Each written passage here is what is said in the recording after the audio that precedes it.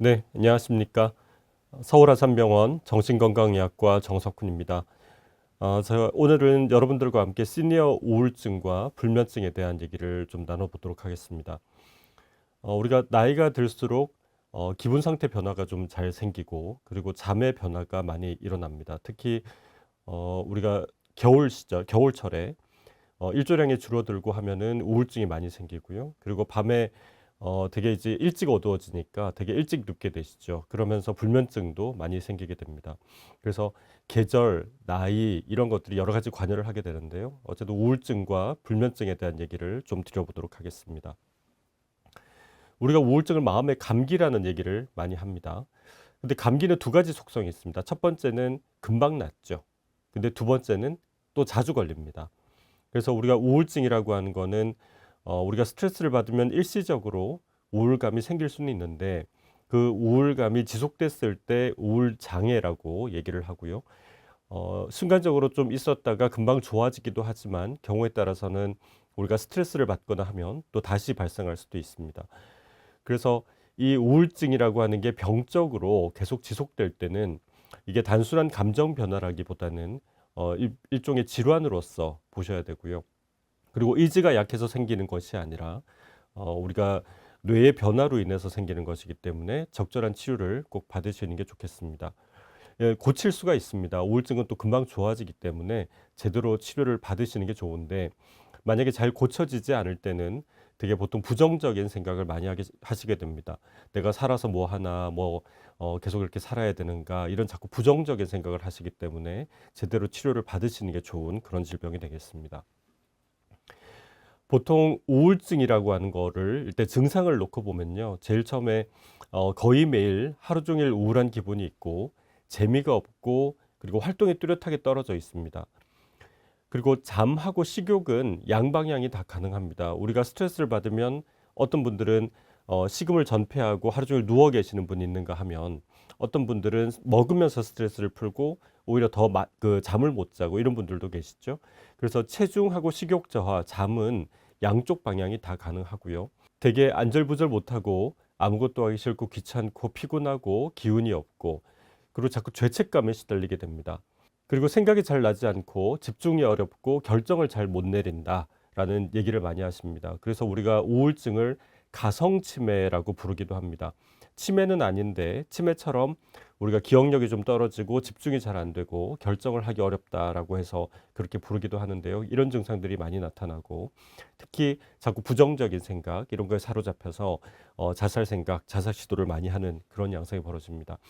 이런 증상이 24시간 동안 지속되는 것이 한 2주 이상 계속 지속될 경우에 우리가 주요 우울 장애라고 진단을 내리고 치료를 하게 됩니다. 그럼 우리가 정상적으로 우울감을 느끼실 수 있을 거고요. 그리고 병적으로 또 우울증이 있으실 수도 있을 겁니다. 두 가지의 차이는 우리 정상적인 우울감은 이전에 하던 일을 수행하는데 크게 문제가 없습니다. 가정에서 일이라든지 직장이라든지 여러 가지 공부라든지 이런 일을 하는 데 있어서 이전에 잘 했던 것을 수행하는 데는 크게 문제가 없고 대신 병적인 우울감은 이전에 하던 일을 수행하는 데 굉장히 지장이 있습니다. 일을 하기 어렵고 집안일을 좀 챙기기 어렵고 공부에 집중이 안 되고 이런 식으로 좀 수행하는데 그 기능에 이상이 생기는 경우가 많고요. 되게 정상적인 우울감은 짧은 반면에 병적인 우울감은 기간이 좀 길게 가는 경향이 있습니다. 그리고 정상적인 반응으로서는 되게 증상 자체가 경한데 우리가 병적일 때는 증상이 좀 심하면서 동반 증상이 많이 나타납니다. 잠을 못 자고 식욕 변화, 그리고 신체에 뭔가 자꾸 답답하고 뭔가 걸린 것 같은 느낌, 그리고 복통, 허리 통증, 여러 가지 통증이 동반되는 경우가 많고 불안해하고 초조감 이런 걸 많이 느끼시게 됩니다. 그럼 우울증을 우리가 잘 이겨내려면 어떻게 해야 되는가? 물론 약을 쓰고 제대로 치료를 하는 것도 중요합니다. 병원에서 적절하게 약을 처방받아서 드시고 이런 것도 중요하지만 내가 일상생활을 하면서 우리가 할 수 있는 것들 이걸 먼저 말씀을 드리면요. 당연한 얘기긴 한데 즐거운 마음과 긍정적 사고를 먼저 가지셔야 됩니다. 당연한 얘기죠. 즐거운 마음, 긍정적 사고. 근데 당연한데 이 당연한 걸 안 하십니다. 우리가 우울증이 있을 때 제일 먼저 하시는 게 누워서 자꾸 부정적인 생각, 예전에 있었던 생각 이걸 계속 반복하시는 거예요. 근데 우리가 TV를 틀었는데 공포 영화가 나옵니다. 근데 TV를 보면서 아, 무섭다, 무섭다, 무섭다 이러고 있진 않죠. 무서우면 끄시거나 채널을 돌리죠. 근데 되게 우리가 머릿속에서 안 좋은 생각이나 부정적인 생각, 옛날 생각을 하는 거는 채널을 안 돌리시고 그냥 보고 계세요. 그러면서 계속 옛날 생각하는 게 싫은데 계속 하게 된다, 자꾸 반복하게 된다, 이런 얘기를 하세요. 안 하고 싶은데 안 해지지가 않는다. 코끼리 생각하지 말라 그러면 코끼리만 계속 떠오릅니다. 코끼리 생각하지 마세요. 코끼리 생각하지 마세요. 계속 반복하면 코끼리만 자꾸 떠올라요. 코끼리를 생각 안 하려면 사자를 떠올리셔야 돼요. 우리가 부정적인 생각을 하지 않는 방법은 내가 이 생각을 안 하려고 애를 쓰는 게 아닙니다. 다른 생각을 채널을 돌리셔야 됩니다. 그래서 즐거운 마음과 긍정적인 사고를 억지로 하셔야 됩니다. 내가 안 좋은 생각을 안 하는 게 중요한 게 아니라 좋은 생각을 억지로 하는 게 중요합니다. 두 번째는 규칙적인 생활입니다. 우리가 많이 듣는 얘기가 규칙적으로 수면 습관을 갖고 규칙적으로 생활 습관을 가져라. 이런 얘기를 굉장히 많이 하죠. 뒤에 조금 말씀드리겠지만 우리가 규칙적인 생활을 잘 해라라는 얘기는 하지만 규칙적인 생활을 그럼 어떻게 하는가에 대한 얘기는 잘 안 해줍니다. 그래서 규칙적인 수면 습관과 생활 습관을 갖는 방법을 뒤에 다시 말씀드리겠지만 아침에 규칙적으로 일어나고 밤에 규칙적으로 주무시는 그 습관을 잘 들이는 게 좋습니다. 세 번째는 활동을 하는 겁니다. 우리가 우울증이 생기면 아무것도 하기 싫어서 내가 기분이 좋아지면 활동을 할게요 라는 얘기를 많이 하세요. 다리가 부러졌는데 재활치료 받으라고 병원에서 오라고 하는데 다리가 나으면 병원에 갈게요. 그러면 못 낫는 거죠. 다리가 아파도 병원에 가서 치료를 받아야 재활이 되는 거죠. 우울증도 마찬가지입니다. 내가 기분이 좋아져야 활동을 하는 게 아니라 기분이 좋아지기 위해서 우리가 활동을 하는 것이기 때문에 가급적 낮에는 집에 계시지 말고 밖에 나가서 움직이시고 활동하고 그렇게 하시는 게 좋습니다. 우울증이 생기면 사람들하고 지내기가 싫어집니다. 남들하고 같이 있기 싫고 사람들이 무섭고 귀찮고 사람들이 말 거는 것도 싫고 그러다 보니까 자꾸 사람들과 함께 지내는 걸 더 안 하게 됩니다.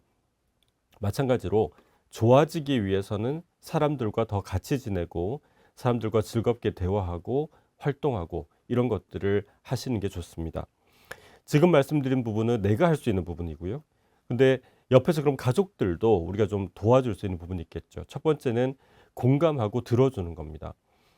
되게 우리가 우울증이 생기면 좀 힘을 내라, 의지를 좀 갖고 좀 열심히 해봐라 이런 식으로 되게 이제 비난하거나 되게 이렇게 세게 얘기를 하게 됩니다. 근데 되게 우울증은 내가 잘못해서 생긴 게 아니고 내가 의지가 약해서 생기는 것도 아니기 때문에 증상이고 우울감이 있는 상태가 좋아져야 되는 것이기 때문에 약을 쓰고 제대로 치료를 받고 내가 또 할 수 있는 것을 또 해야 되지만 가족들은 옆에서 좀 잘 들어주시는 게 좋습니다.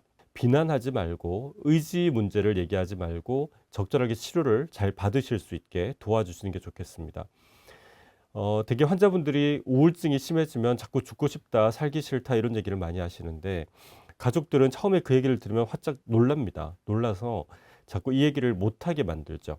그러다 보면은 오히려 환자분들은 이런 얘기를 안 하게 되고 그러다가 또 문제가 생깁니다. 그래서 오히려 얘기를 들어주고 얘기를 적극적으로 좀 하도록 하고 그런 상황을 알고 있고 우리가 대처를 하는 쪽으로 하는 것이 더 중요합니다. 말씀드린 대로 치료를 잘 받도록 적극적으로 권하고 옆에서 같이 격려해 주시고 이런 게 필요하겠습니다. 우리가 공감을 해주고 들어주는 거에 대한 얘기를 좀 잠깐 드려보면요.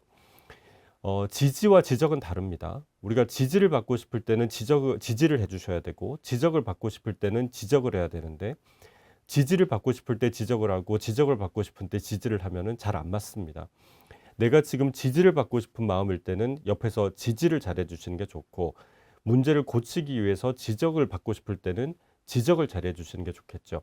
이게 가능하려면 환자는 얘기를 해야 됩니다. 나는 지금 지지를 받고 싶어요. 혹은 내가 무언가를 고치고 싶어요. 이 얘기를 해야 상대방도 알고요. 상대방도 그 얘기를 물어보고 들어봐서 지지를 받고 싶구나라는 걸 파악을 하면 지지를 해주는 것이고 문제점을 듣고 싶다라고 하면 문제점을 잘 얘기를 해주시면 되는 겁니다. 근데 그런 게 없이 무턱대고 지지를 하거나 지적을 하게 되면은 서로 이제 감정이 또 문제가 생기기 때문에 잘 위로가 되질 않습니다. 위로를 해주는 것과 해결을 해주는 것도 있습니다. 우리가 보통 위로를 받고 싶다라는 말을 하게 되면은 되게 가족들이나 배우자나 이런 분들은 되게 해결을 생각을 하게 됩니다. 위로 자체가 중요할 때가 있고 해결을 해주는 게 중요할 때가 있는데 이 역시 마찬가지입니다. 내가 위로를 받고 싶은지 해결을 해줬으면 좋겠는지를 같이 얘기를 하셔야 상대방도 그걸 알게 됩니다.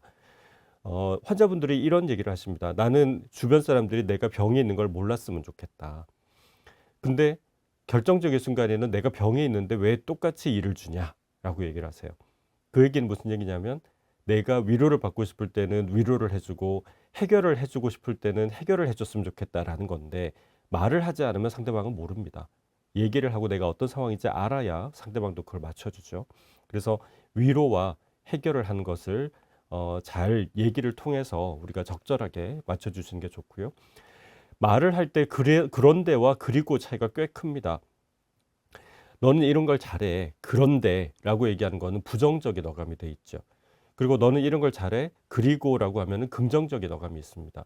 우리가 일상생활에서 말을 할 때 위로를 할 때는 그런데라는 용어보다는 그리고라는 용어를 쓰는 게 조금 더 위로에 가깝습니다. 그래서 우리가 말을 할 때도 이런 어투 하나도 굉장히 큰 영향을 미칠 수 있다.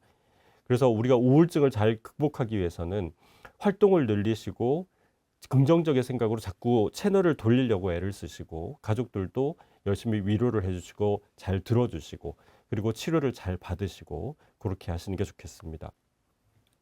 잠에 대한 얘기를 좀 드리겠습니다. 우리가 불면증이라고 하면 잠을 잘 못 들거나 중간에 자주 깨거나 아침에 일찍 깨거나 이 세 가지를 보통 불면증이라고 얘기를 합니다.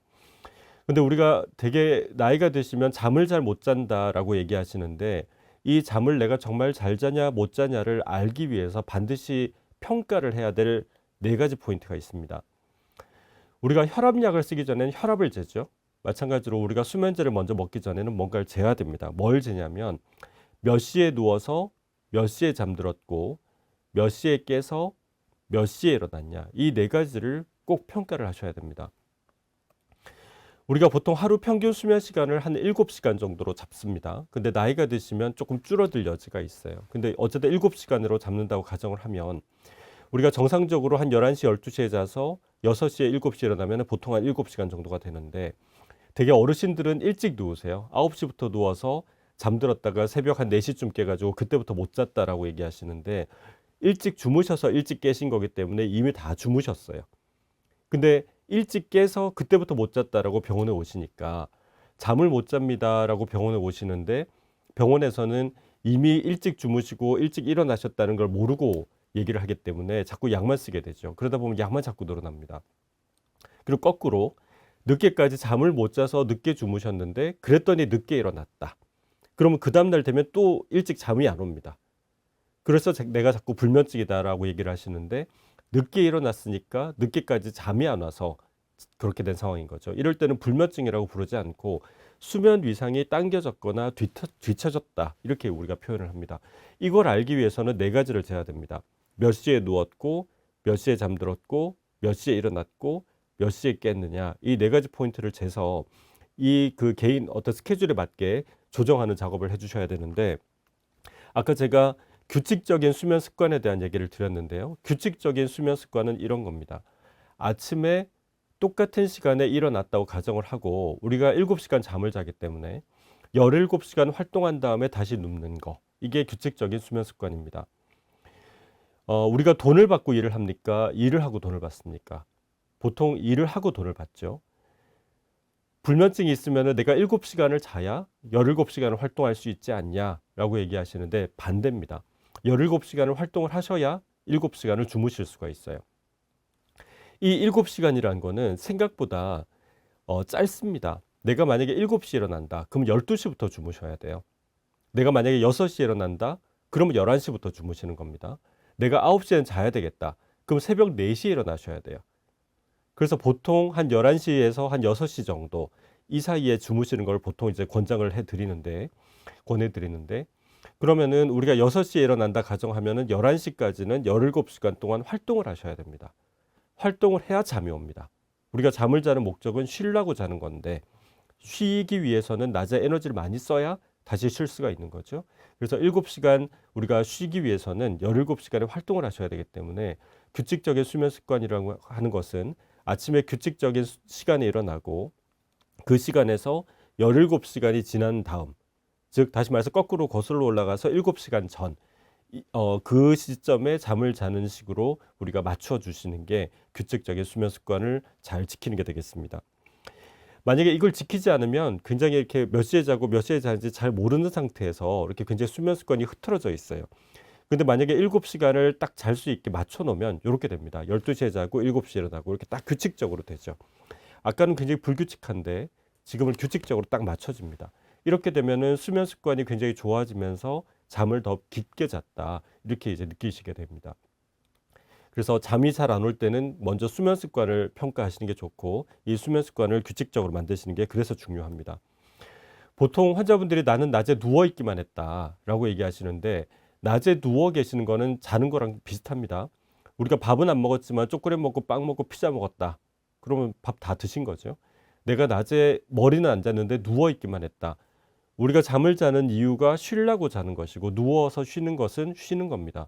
그래서 낮에 누워 있는 거는 밤에 또 못 자게 되죠. 내가 어제 못 잤으니까 낮에 좀 보충하는 거 아니냐. 어제 저녁 못 드셨다고 낮에 두 그릇 드십니까? 네, 어제 저녁 못 드셨으면 그냥 끝난 거죠. 만약에 낮에 또 드시면 저녁에 또 못 드세요. 그래서 어제 우리가 하루의 시작은 아침에 일어나는 게 시작이죠. 그래서 아침에 일어나면 새로 시작하는 것이기 때문에 어제 못 잤다고 보충할 것이 아니라 낮에 활동을 열심히 해서 오늘 밤에 잘 자겠다라는 쪽으로 수면 습관을 맞추셔야 됩니다. 잠이 안 와서 누워 있었다. 잠이 안 오면 눕지 않는 게 좋습니다. 누워 있는 것도 자는 거니까요. 잠이 너무 안 와서 일찍 눕는다. 일찍 누우면 원래 더 잠이 안 옵니다. 아까 7시에 일어나시면 12시에 잠을 자야 되는데 9시부터 누웠다. 그럼 3시간 전에 누우신 거거든요. 그럼 누워 있는 시간이 늘어납니다. 누워 있는 시간이 늘어나니까 효율은 더 떨어져요. 효율을 높이기 위해서는 누워 있는 시간을 줄이셔야 되거든요.